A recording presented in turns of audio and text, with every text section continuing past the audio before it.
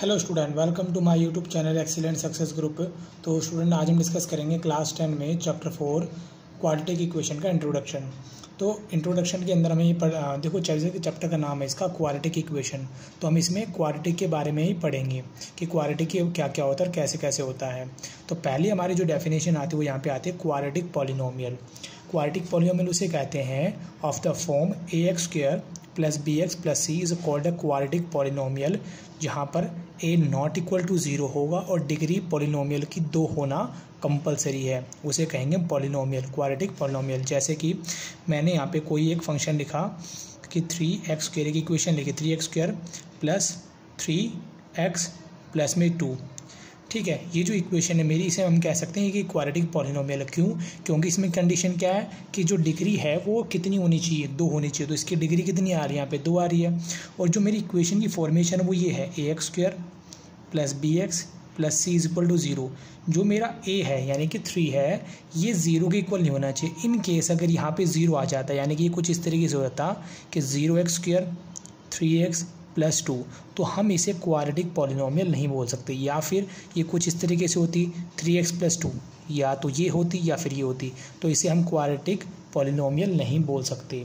Quadratic polynomial होने के लिए, जैसे कि अगर मैं क्वाड्रेटिक का हिंदी मतलब बताऊं तो जिसका मतलब होता है द्विघात, जिसकी घात यानी कि डिग्री कितनी हो, 2 हो, उन्हें बोलेंगे क्वाड्रेटिक पॉलिनोमियल। इसे नहीं बोल सकते क्योंकि यहाँ पर a क्या आ गया मेरा 0, इसमें a है ही नहीं, मतलब 0 के बराबर है, तो ये भी क्वाड्रेटिक पॉलिनोमियल नहीं है, ये भी नहीं है, ये होगा क्योंकि इसमें डिग्री कितनी आ रही है, 2 आ रही है। फिर बात करते हैं क्वाड्रेटिक इक्वेशन। क्वाड्रेटिक इक्वेशन देखो क्वाड्रेटिक पॉलिनोमियल का ही पार्ट है। ठीक है, एक इक्वेशन ऑफ अ फॉर्म, जो एक ऐसी इक्वेशन जो इस फॉर्म में होगी ax² + bx + c। जैसे कि मैंने आपको बताया कि ये इसी का ही एक पार्ट है। ठीक है, जहाँ पर मेरा a नॉट इक्वल टू 0 होगा उसे कहेंगे क्वाड्रेटिक इक्वेशन। क्वाड्रेटिक इक्वेशन हमेशा इस फॉर्मेशन में ही रहेगी, ax² + bx + में c = 0। इस फॉर्मेशन को हम कहेंगे क्वाड्रेटिक इक्वेशन, जहाँ पर मेरा a जो होगा वो नॉट इक्वल टू 0 के इक्वल होगा, मतलब 0 नहीं होना चाहिए। यहाँ पे 0 के अलावा कुछ भी हो, चाहे 1 2 3 4 5 6 एनीथिंग कुछ भी हो। इसकी डेफिनेशन थी कि डिग्री 2 होना ज़रूरी है और ये इसी का एक पार्ट है, इसीलिए इसकी जो फॉर्मेशन नज़र आ रही है वही इसकी फॉर्मेशन है, सेम फॉर्मेशन है इसकी। ठीक है, इसे कहेंगे हम क्वाड्रेटिक इक्वेशन। इसमें पूरी फॉर्मेशन होगी हमारी ax² + bx + c, और इसमें क्या है, सिर्फ पावर 2 होना कंपलसरी है। अब जो क्वाड्रेटिक इक्वेशन होती है इसके हम करते हैं फैक्टर। ठीक है, जिसको हम फैक्टराइजेशन मेथड या क्वाड्रेटिक फॉर्मूले के थ्रू सॉल्व करते हैं, तो उसके बारे में अब हम डिस्कस करेंगे। तो यहाँ पर जो हमारी क्वाड्रेटिक इक्वेशन होगी उसके 2 पार्ट डिवाइड कर दिए जाते हैं। फिर यहाँ पे रूट ऑफ क्वाड्रेटिक इक्वेशन और method for the solving quadratic equation. ठीक है, रूट का मतलब कि जो हम सॉल्व करेंगे इसमें जो x आ रहा है ये वाला, ठीक है, इस x को कहा जाता है रूट, यानी कि इस इक्वेशन में x की वैल्यू कितनी एग्जिस्ट कर रही है। तो इसको हम और आगे डिस्कस करते हैं। A real number alpha is called root of ax² + bx + c = 0। जो ये इक्वेशन है, इस इक्वेशन के रूट निकल के आएंगे, यानी कि x की जो वैल्यू होगी उन्हें कहा गया है रूट, जो यहाँ पे शो करता है अल्फ़ा से। ठीक है, ये तब निकल के आएगा जब हमारी इक्वेशन a∝² b α² + c, यानी कि जो कांस्टेंट वेरिएबल होगा यहाँ पे, चाहे x हो, चाहे y हो, चाहे मेरा अल्फ़ा हो, जो भी होगा उसकी वैल्यू हम फाइंड कर पाएंगे जब यहाँ पे कोई मेरा फिक्स वेरिएबल होगा। A quadratic equation have at most 2 real root. कोई भी क्वाड्रेटिक इक्वेशन होगी उसके ज़्यादा से ज़्यादा 2 रूट निकाले जा सकते हैं। 2 रूट निकालने का मतलब है कि जो वेरिएबल होगा यहाँ पे, चाहे अल्फ़ा हो, बीटा हो या फिर x हो या y हो, उसकी ज़्यादा से ज़्यादा 2 वैल्यू इसमें एग्जिस्ट करेंगी, 2 से ज़्यादा एग्जिस्ट नहीं कर सकती हैं अगर वो क्वाड्रेटिक इक्वेशन है तो। अब उसको बात करते हैं सॉल्व करने की। अगर उसको सॉल्व करते हैं तो उसके 2 मेथड होते हैं। पहला होता है फैक्टराइजेशन मेथड, दूसरा होता है क्वाड्रेटिक फॉर्मूले से निकालना, जो कि हमें दिया था श्रीधर आचार्य ने, क्वाड्रेटिक फॉर्मूला। फैक्टराइजेशन मेथड है, इसको फिर हम 2 कैटेगरी में बांट सकते हैं। पहला है बाय यूजिंग आइडेंटिटी। अगर उस क्वाड्रेटिक इक्वेशन में कोई फॉर्मूला लग रहा है तो फॉर्मूला लग के हम उसके फैक्टर कर सकते हैं। मे बी अगर फॉर्मूला नहीं लग रहा है तो by splitting the middle term, उसकी मिडल टर्म को स्प्लिट करके भी सॉल्व किया जा सकता है। इन दोनों मेथड को फैक्टराइजेशन मेथड के पार्ट हैं दोनों के दोनों, ठीक है। जब ये दोनों ही मेथड अप्लाई नहीं होते हैं, हमें उस क्वाड्रेटिक इक्वेशन को सॉल्व नहीं कर पाते इन दोनों मेथड से, तब हम क्वाड्रेटिक फॉर्मूले से हर इक्वेशन को सॉल्व कर सकते हैं, ठीक है। इन दोनों के मैं तीनों के क्वाड्रेटिक फॉर्मूला, आइडेंटिटी और स्प्लिटिंग तीनों को एक इक्वेशन को सॉल्व करके दिखाऊंगा ताकि आपको डाउट क्लियर हो जाए, ठीक है। तो अभी थोड़ा सा हम इसके क्वाड्रेटिक फॉर्मूले के बारे में और डिस्कस कर लेते हैं।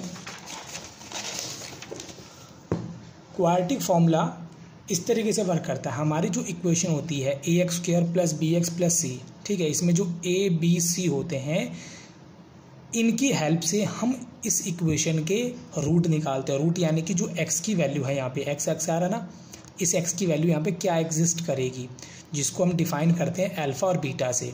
क्या x की जो वैल्यू मेरी एक अल्फ़ा है, दूसरी बीटा है, तो अल्फ़ा निकलेगा, फॉर्मूला होगा माइनस का b, यहाँ प्लस का साइन है, ठीक है, प्लस √ b² - 4ac। b और ac कौन है यहाँ पे, जो देखो ये a होगा, ये b और ये c। इसी तरीके से जो मेरा बीटा होगा वो होगा माइनस का b माइनस √ b² - 4ac/2a, ठीक है। ABC मैं आपको बता चुका हूँ क्या होगा। या तो ये फॉर्मूला यूज़ करेंगे या फिर b² - 4ac की जगह पे d भी यूज़ किया जा सकता है कि भाई हम पहले इस d वाले पार्ट को अलग से सॉल्व करेंगे फिर इसमें पुट कर देंगे, ठीक है। या तो ये या फिर ये, दोनों में से कोई सा भी लगा लो, दोनों ही करेक्ट है। इसमें भी सेम b² - 4ac, इसको मैं क्या ले लेता हूँ d। जो d b² - 4ac, इसे बोला जाता है डिस्क्रिमिनेट, ठीक है। जो इस ये वाला पार्ट है, सिर्फ इतना सा पार्ट, इस पार्ट को क्या बोला जाएगा, डिस्क्रिमिनेंट, जिसको d से, कैपिटल D से शो किया जाएगा, b² - 4ac, ठीक।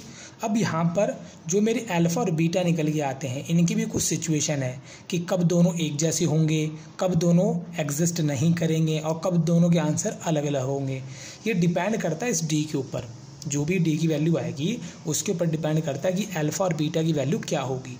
अगर मान लो मैंने d निकाला, d की वैल्यू मेरी यहाँ से यानी कि b² - 4ac निकाला, अगर d की वैल्यू मेरी > 0 आती है, 0 से बड़ी, तो डेफिनेटली मेरे जो रूट होंगे वो दोनों अलग अलग होंगे और रियल नंबर होंगे, ठीक है। रियल नंबर वो नंबर होते हैं जो कि ना तो √ के अंदर आते हैं, मतलब नेगेटिव √ में नहीं आते, ठीक है, और ना जिसके अपॉन में 0 आता। बाकी जितनी कैटेगरी बचे सारी की सारी रियल नंबर में आती है, जैसे कि -2 -3 2.5 2.6 या फिर 2 3 2/3 4/3, ठीक है। ये सारे के सारे रियल नंबर के अंदर आते हैं। कुछ भी हो सकता है वो नंबर, दोनों दो आंसर होंगे, यानी अल्फ़ा और बीटा की दोनों की अलग अलग वैल्यू होंगी, सेम वैल्यू नहीं होगी। कब, जब d की वैल्यू मेरी > 0 होगी तब। जब d की वैल्यू अगर 0 के इक्वल आ जाए तो तब मेरे जो रूट निकल के आएंगे वो दोनों इक्वल होंगे, मतलब अल्फ़ा और बीटा की जो वैल्यू निकल के आएगी ना वो दोनों बिल्कुल सेम होंगी, ठीक है। और अगर d की वैल्यू <0 निकल के आती है, यानी 0 से भी छोटी, यानी नेगेटिव में पहुंच जाती है, -2 -3 -4, उस सिचुएशन में मेरे रूट एग्जिस्ट करेंगे ही नहीं।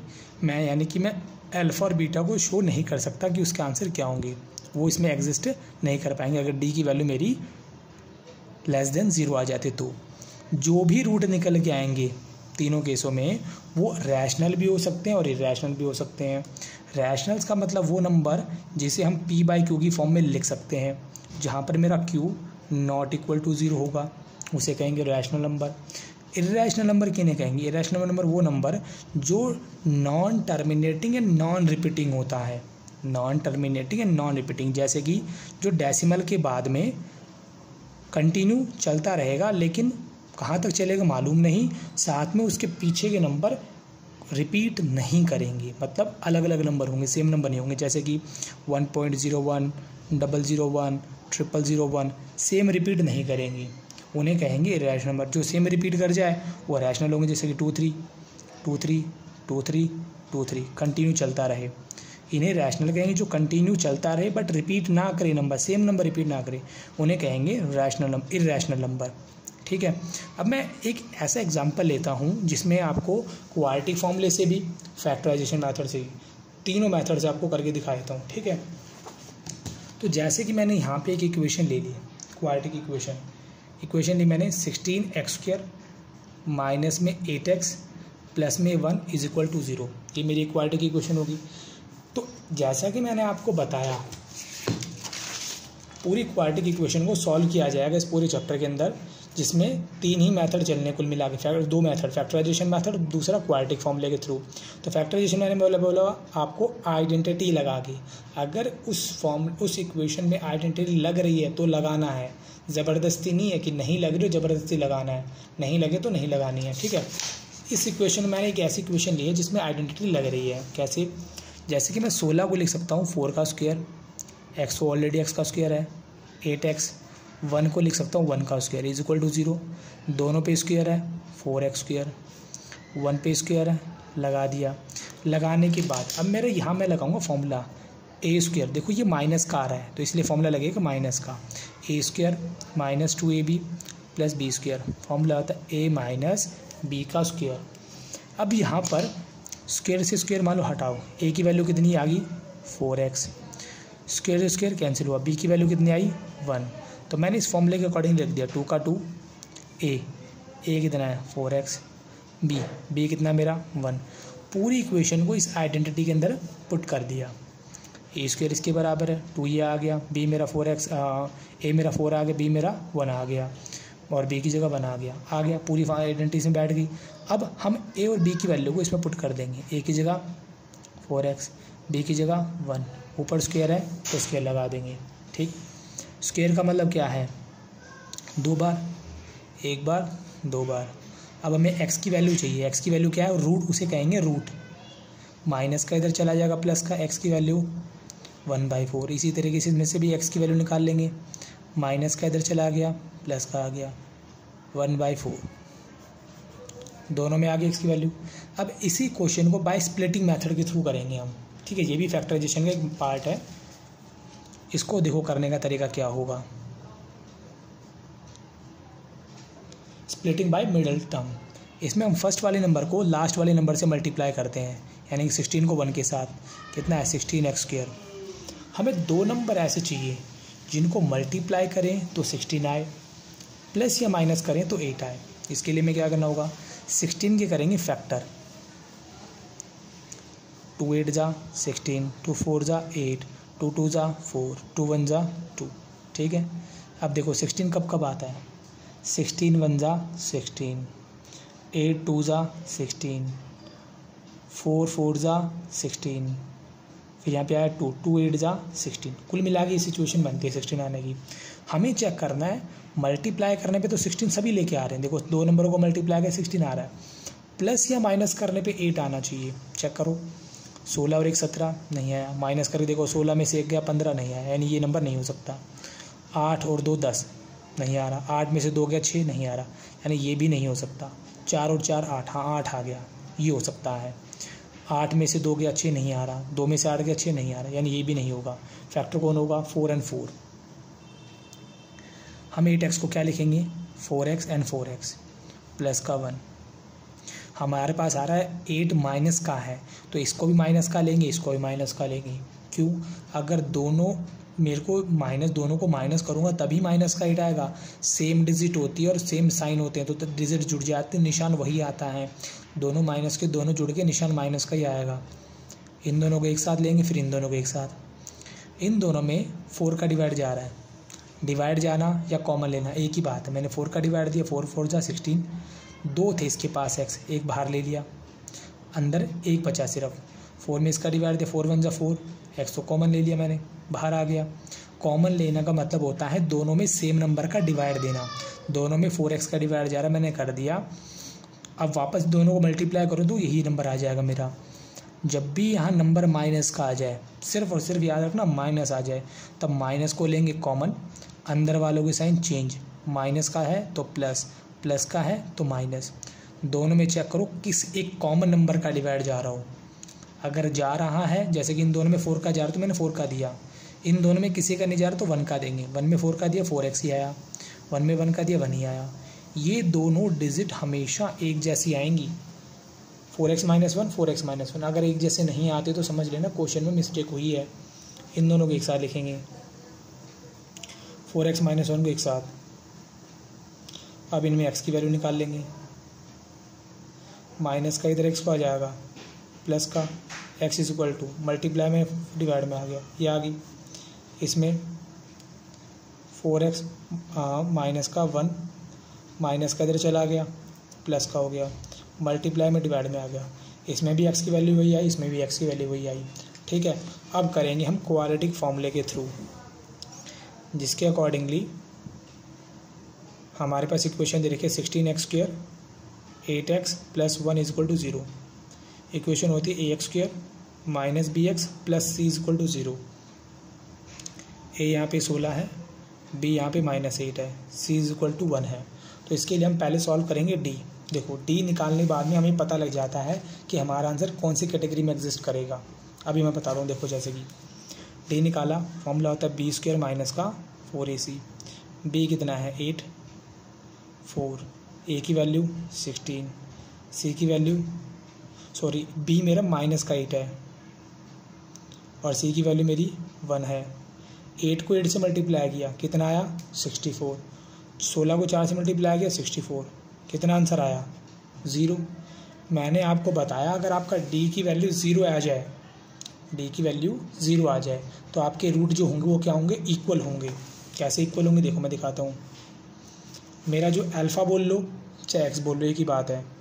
ये लो जी अल्फ़ा लिखते हैं यहाँ पे, क्या होगा माइनस का b कितना है ऑलरेडी -8 है, प्लस √d मेरा कितना निकल के आया, d मेरा 0 है, 2a की वैल्यू कितनी है 16, माइनस माइनस प्लस 16 2 ज़ा 32, 8 1 ज़ा 8, 8 4 ज़ा 32।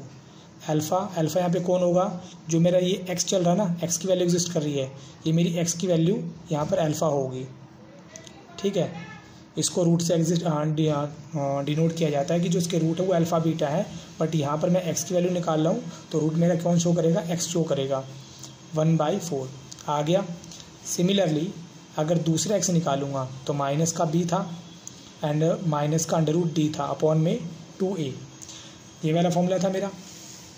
अब इसके अकॉर्डिंग लिखो, माइनस b की वैल्यू कितनी मेरी -8, √d कितना है 0, 2a की वैल्यू 16,